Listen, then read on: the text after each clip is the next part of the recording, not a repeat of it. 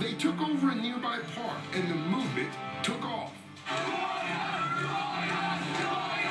From New York, we are a force to be reckoned with. To Chicago, to Los Angeles, even rural Alaska.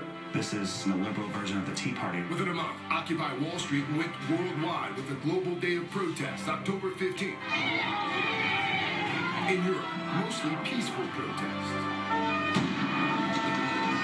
But in Rome, demonstrations turned violent. Italian police firing tear gas into crowds, a precursor to what would happen back in the United States days later.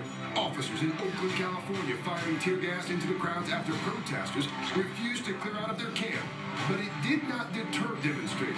That we keep running away, nothing's going to happen. The system was never set up to serve me. The system was set up to keep the rich in power. New government figures seem to back this up, showing the country's biggest banks raking in near record profits. So far this year, $34 billion. Last year, financial firms handed out nearly $21 billion in bonuses alone. There's something out of whack with our country if at a time of such hardship for so many families, our financial institutions who got government help can be doing well. Some workers on Wall Street support the movement. Yeah, I think some of their grievances are legitimate. To a point. I think the economy is a disaster and people need jobs, but I don't know how protesting gets jobs. Nonetheless, Occupy Wall Street has definitely struck a chord. The real test of the movement is whether it can last a year until the next election. Now, most Americans will never see an Occupy Wall Street demonstration firsthand, so over the weekend, organizers here started running commercials like this one. I want a greater regulation of the banks and the markets. I want my kids to have a job and health care. I want true democracy, but 99% of us don't have it anymore. Justin Elliott has been covering this movement since it started. He is a writer with Salon.com. Again, you've been here from the beginning. How has this thing changed? Well, for one thing, there's tents up. I mean, they're getting ready for the winter.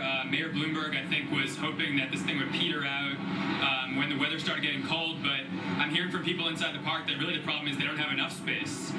The park is just filled up with tents. They're getting higher grade tents, higher grade sleeping bags. So I mean, it's still going pretty strong. How are they going to endure the winter here in this park, or are they? Is this thing going to peter out once the temperature hits about 25, 30 degrees?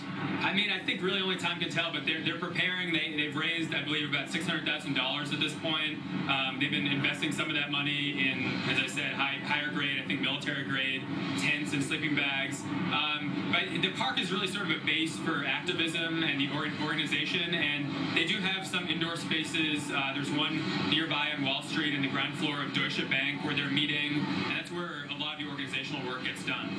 For folks at home right now who can hear what sounds like a midday concert going on now in the park, what happens here throughout the course of the day in addition to the drum banging? A lot of things happen. I mean, a lot of organization. People, passers-by and tourists come by, talk to people about the issues that they're protesting, you know, basically economic justice issues. At the same time, there's literally dozens of working groups working on all sorts of different issues who meet here, talk about what they're doing. For one example, there's a labor working group that's helping some unions in New York City in different labor disputes. There's dozens of examples like that, so it's really a base. And we've seen how it's spread across the country as well, and over the pond as well. Right, and I mean, there's a media working group that does a live stream of everything that's happening here, so it's really sort of a base of operations where a lot of different things can happen. Justin Elliott, Salon.com. Appreciate your time, sir. We'll have more from Zuccotti.